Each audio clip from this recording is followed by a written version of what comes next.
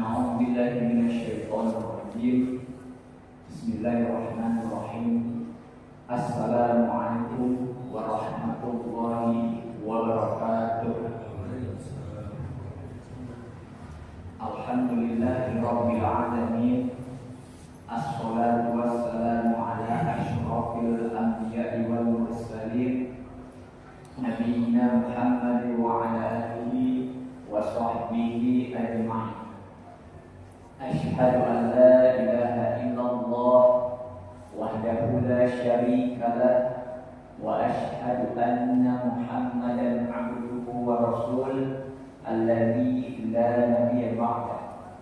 Qala Allah ta'ala fil Qur'anil Karim, a'udzu billahi minasyaitonir rajim. Wal takum minkum ummatun yad'una ilal khair wa ya'muruna bil ma'ruf wa yanhauna 'anil munkar wa ulaika humul muflihun. Alhamdulillahi rabbil alamin. Bapak Ibu dan jemaah yang rahmati Allah Subhanahu wa taala, alangkah baik sebelum mulai pengajian di pagi yang berbahagia ini, mari kita berdoa dengan kalimat raditu billahi rabba wa bil islami dina wa bi Muhammadin nabiyya wa rasula. Rabbi zidna ilma warzuqna fahma. Allahumma inna as'aluka ilman nafi'an wa rizqan thayyiban wa 'amalan mutaqabbala. Rabbi shrah li sadri wa yassir li amri wa hlul 'uqdatam min lisani yafqahu qawli. Bapak Ibu dan jemaah yang dirahmati Allah Subhanahu wa taala, senantiasa kita bersyukur kepada Allah Subhanahu wa taala sebagaimana Allah juga senantiasa kepada kita memberikan rahmat hidayahnya kepada kita sehingga kita dapat mencicipi nikmatnya iman, nikmatnya kesehatan, dan nikmatnya kesempatan, sehingga kita dapat berkumpul di masjid yang berbahagia ini dalam rangka melaksanakan kegiatan rutin kita di subuh hari yang berbahagia ini, dalam rangka mendengarkan pengajian rutin kita yang insya Allah dapat menambah keimanan dan ketakwaan kita kepada Allah Subhanahu wa taala. Salawat berangkaikan salam tak lupa kita hadiahkan kepada baginda Rasul dengan mengucapkan Allahumma sholli ala nabiyyina Muhammad wa ala ali nabiyyina Muhammad. Insya Allah kita tergolong umatnya yang selamat di dunia dan di akhirat. Amin ya rabbal alamin. Bapak Ibu dan jemaah yang dirahmati Allah Subhanahu wa taala, sebagaimana dengan informasi yang beredar bahwasanya tema kita pada pagi hari yang berbahagia ini yaitu keuntungan berbuat dosa. Saya ulangi, keuntungan berbuat dosa. Bapak Ibu dan jemaah sekalian, ketika kita mendengar kata untung, berarti kita menilai ada manfaat dari apa yang diperbuat. Masalahnya adalah kenapa ada kata keuntungan berbuat dosa. Kalau tadi keuntungan dari beramal, ya betul. Keuntungan amalan soleh jelas ada. Tapi ketika kita merasa punya dosa, malah kita merasa untung. Bapak Ibu dan jemaah yang dirahmati Allah Subhanahu wa taala, maksud dari tema ini adalah untuk menarik perhatian kita, yaitu dengan adanya dosa-dosa, justru ini merupakan celah bagi kita yang dibukakan Allah untuk kita selalu mengingat akan kebesarannya. Berangkat dari poin pertama, yaitu dosa sombong. Kita tahu bahwa dosa sombong ini merupakan dosa yang dapat menggelincirkan kita ke dalam lembah neraka. Sebagaimana dahulu hamba Allah dari golongan jin, Azazil namanya, berubah nama itu dengan sebutan iblis, yang mana hamba Allah yang satu ini melakukan perbuatan dosa pertama kali sebagai hamba yang memang diwajibkan untuk beribadah, yaitu dengan rasa sombong. Apa yang dilakukan iblis saat itu?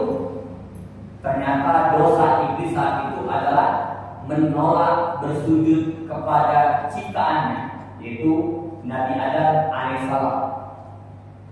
Dia menolak untuk bersujud karena merasa bahwasanya penciptaan dirinya yang bersumber dari bahan api, dia merasa bahwasanya itu lebih mulia daripada Adam alaihissalam yang tercipta dari tanah. Maka saat itu Allah murka kepadanya, sebagaimana kita bisa lihat di dalam Quran surah Al-A'raf di surah 7 ayat 11 sampai 18 dan Al-Baqarah di ayat 34 menceritakan lengkap tentang bagaimana cerita iblis kepada Allah, sampai iblis itu memberikan hujah atau alasan kenapa dia tak mau bersujud kepada Adam alaihissalam. Bapak Ibu dan jemaah dirahmati Allah Subhanahu wa taala, ketahuilah kesombongan yang dilakukan iblis ini adalah dosa yang sangat besar. Kenapa? Karena dia mengingkari akan kebesaran Allah. Padahal tak satu pun hamba Allah yang boleh membantah apa yang telah Allah perintah. Saat itu Allah menyuruh seluruh hambanya, baik malaikat ataupun golongan jin seperti iblis, ini untuk bersujud kepada Adam alaihissalam. Hanya iblislah yang menolak untuk bersujud, hanya karena merasa dirinya lebih baik daripada Adam. Bapak Ibu dan jemaah yang dirahmati Allah Subhanahu wa taala, dari sini kita dapat mengambil pelajaran bahwa betapa berbahayanya sikap sombong yang kalau itu ada pada diri kita. Memang tidak ada manusia yang terlepas dari yang namanya dosa, termasuk dosa sombong yang memang sudah mengakar sejak dahulu pada diri kita.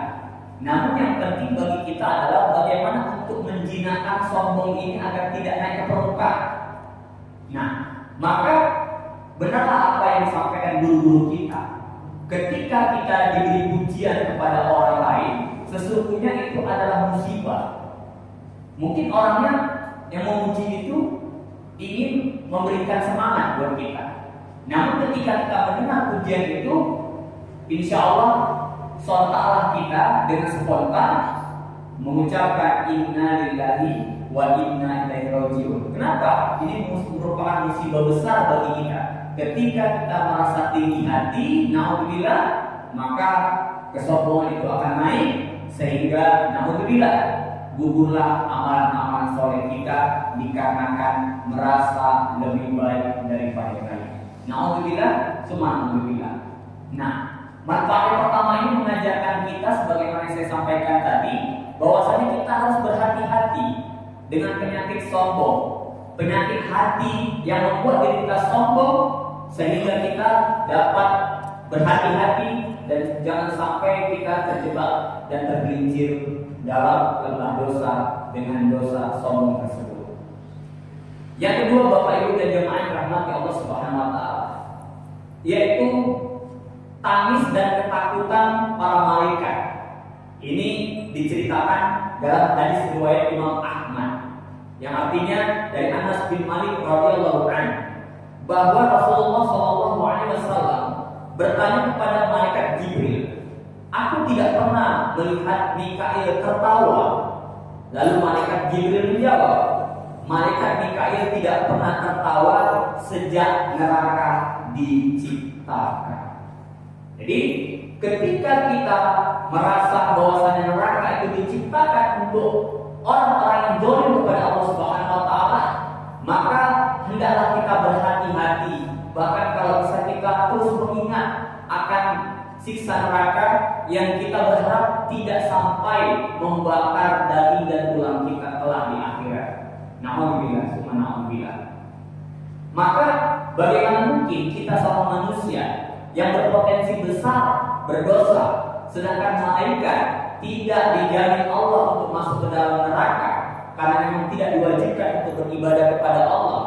Maka kalau malaikat saja sampai menangis, bagaimana mungkin dengan kita yang kita dengan santainya, dengan bangganya, dengan ringannya berbuat dosa tanpa merasa penyesalan. Maka insya Allah dengan tangis dan ketakutan para malaikat setelah mengetahui kabar akan neraka itu menjadi siksa bagi hamba-hamba Allah, maka saat itu mereka menangis. Maka begitu pula lah dengan kita yang seharusnya kita banyak menangisi masa depan kita yang naudzubillah boleh jadi kita termasuk di antara orang yang akan diazab dalam api neraka. Naudzubillah, summa naudzubillah.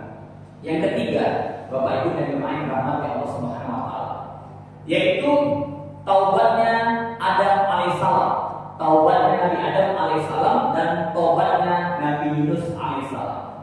Jadi Nabi Adam sebagaimana kita pernah pelajari dahulu pernah diperingatkan oleh Allah selama ia dan istrinya hidup di dalam surga dilarang memakan satu buah di dalam satu pohon tersebut. Kalau biasa kita bercerita namanya buah kuldi bahasanya. Walaupun di Quran tidak diceritakan bahasanya itu buah kuldi gitu. Nah, jadi setelah melakukan pelanggaran tersebut, Nabi Adam pun ketahuan, lalu tersingkaplah auratnya kelihatan.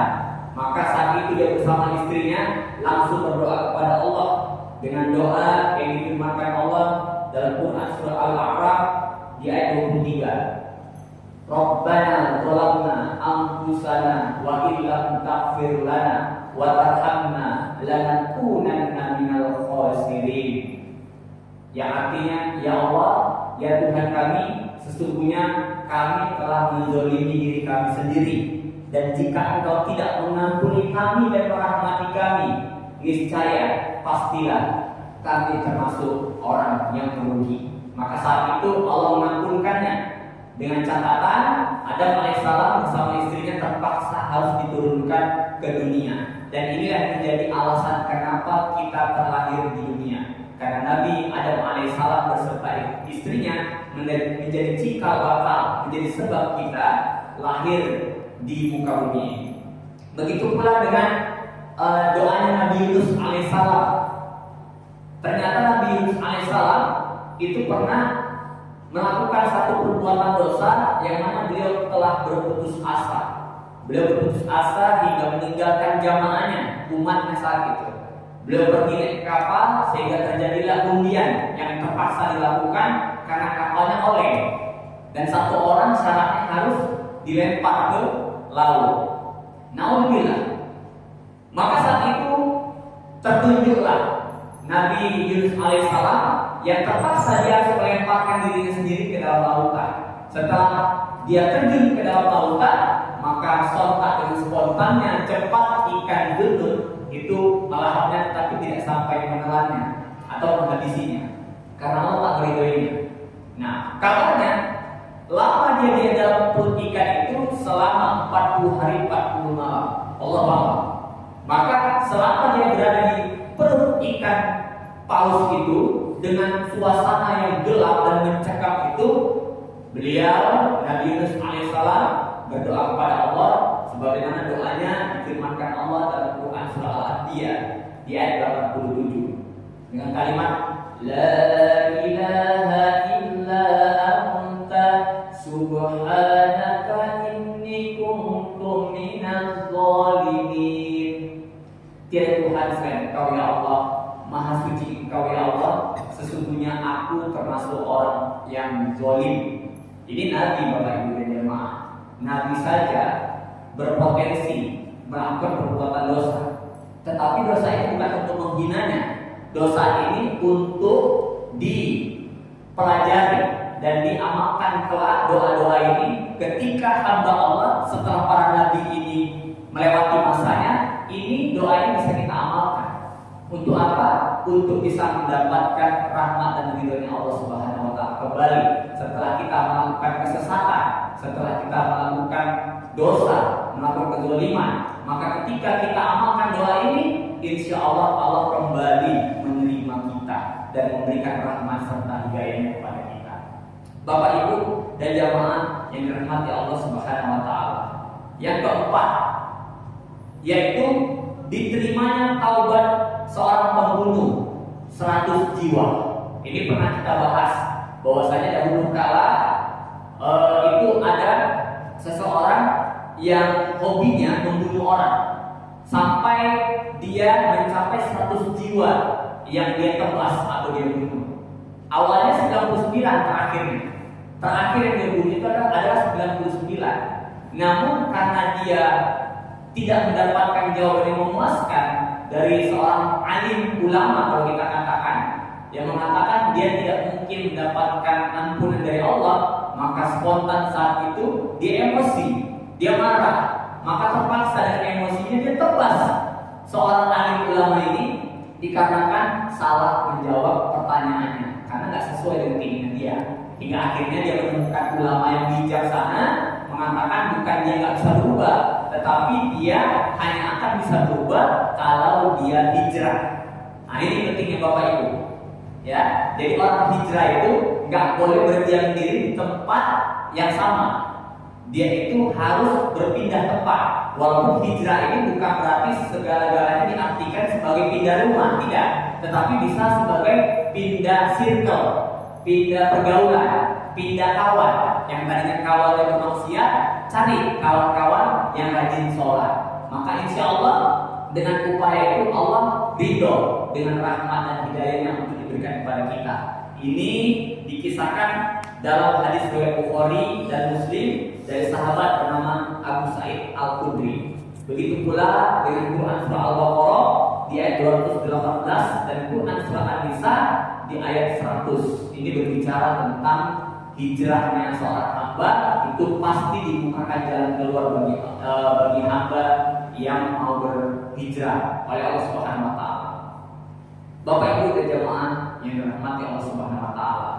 Yang kelima, yaitu mendapatkan maaf dari Allah setelah niat berhenti dari berbuat riba. Ini pernah kita bahas. Namun hari ini kita nggak detail membahasnya karena kita sudah pernah bahas. Saya hanya menunjukkan bahwasanya ternyata orang-orang yang pernah memakan riba ini mendapatkan maaf dari Allah Subhanahu wa taala. Kalau berbicara riba, hampir semua kita ini pernah melakukannya, baik dalam skala pinjaman kecil ataupun besar. Termasuk saya, itu pernah melakukannya. Alhamdulillah cuma sekali dan insya Allah tidak pernah berbuat lagi.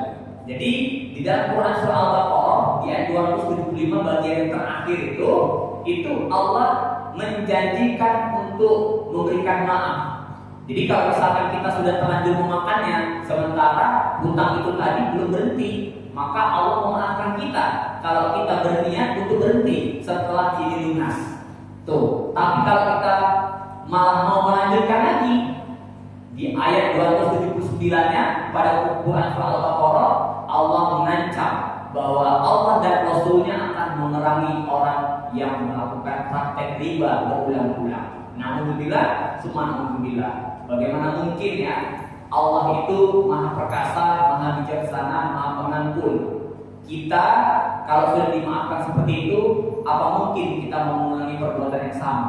Sedangkan perbuatan riba ini adalah perbuatan yang termasuk dosa besar. Yang keenam, yaitu gugurnya dosa-dosa lewat penyakit, Bapak Ibu. Bapak Ibu dan jemaah yang dirahmati Allah Subhanahu wa taala, ternyata orang yang pernah mengalami sakit dikarenakan bukan bermaksiat ya, atau mungkin memang sakit itu datang padanya, itu ternyata adalah kasih sayang Allah, Bapak Ibu. Kasih sayang Allah. Jadi kalau secara umum orang kan nggak ada yang mau kena penyakit ya. Mungkin kalau ditawarkan Allah hari ini, apakah engkau mau kena penyakit? Mungkin kita spontan menjawab enggak ya Allah. Tapi memang penyakit itu selalu akan mengincar hamba-hamba Allah yang mengaku beriman dan juga tidak beriman. Bagi hamba Allah yang beriman, penyakit itu sesungguhnya sebagai ujian sekaligus menguburkan dosa-dosa. Berbeda kalau orang yang zalim.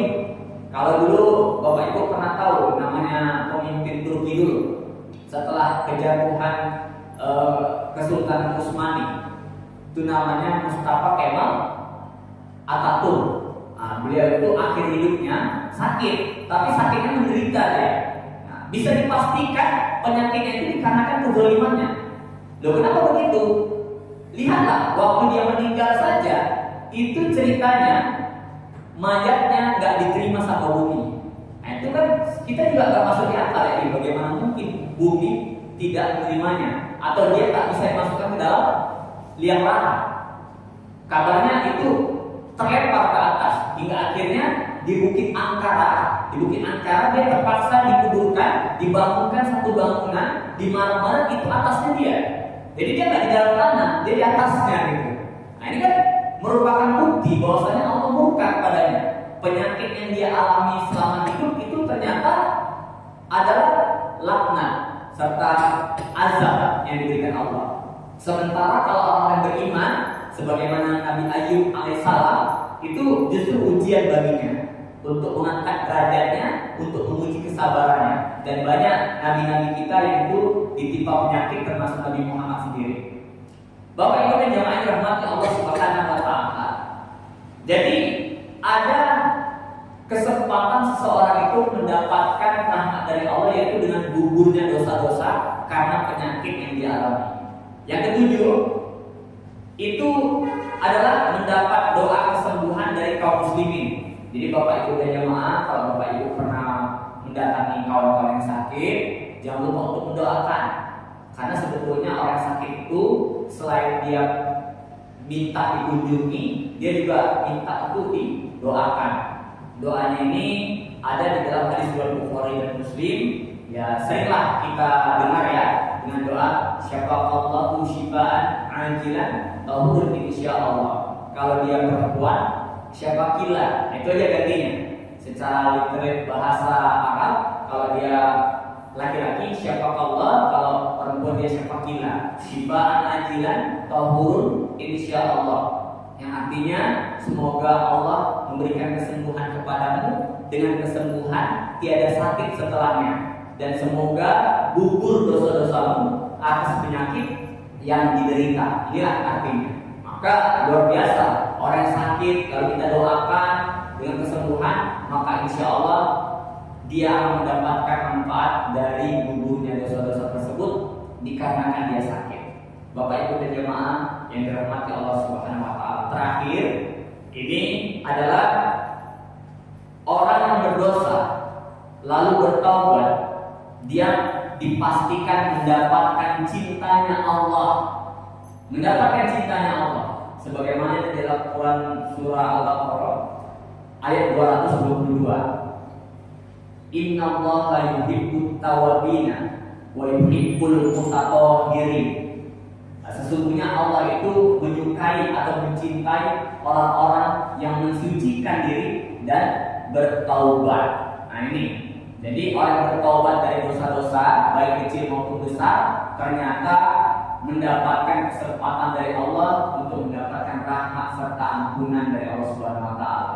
Jadi Bapak Ibu, siapapun di antara kita dipastikan tak ada yang tak berdosa. Sebaik-baiknya orang yang berdosa adalah yang mau bertobat. Insya Allah dari sini saya akan bukakan diskusi atau tanya jawab di antara kita yang mungkin ada yang bertanya jawab. Demikian saya sampaikan. Wassalamualaikum warahmatullahi wabarakatuh. Ada Bapak Ibu? Waalaikumsalam warahmatullahi wabarakatuh. Yang mau kita tanyakan tentang orang yang telah membunuh 99 orang karena ditanya seorang pendeta bahwa obatnya tidak akan diterima karena banyak kesalahan. Lantas dibunuhnya pendeta tadi. Kemudian itu hidupnya di zaman siapa? Pertanyaannya, hidup di zaman siapa dia? Zaman Nabi Muhammad, zaman Nabi Musa, atau yang lain-lain? Ya, kalau kita hidup, ya, dia ini hidup semasa Bani Israel. Dia hidup di tengah Bani Israel. Kalau untuk Nabi, saya tidak mendapatkan informasi di zaman Nabi siapa dia itu hidup. Gitu. Karena memang jarak antara Nabi dengan Nabi yang lain itu jaraknya kan jauh. Tapi dalam hadis ini tidak diceritakan dia hidup di zaman Nabi siapa. Nah, boleh jadi saat itu tidak ada Nabi atau kekosongan Nabi, Pak. Sebagaimana kita hari ini tidak ada Nabi Muhammad, tapi banyak para alim ulama dahulu yang hidup, kayak Nabi Idris. Itu kan dia meninggal. Setelahnya kan lama itu baru muncul Nabi Nuh. Nah, munculnya Nabi Hud itu juga ditugaskan untuk mengembalikan tauhid orang-orang saat itu yang sudah terlanjur menganggap orang-orang soleh jadi disembah. Yang awalnya cuma buat patung untuk mengingat kebaikannya, generasi berikutnya malah menyembah.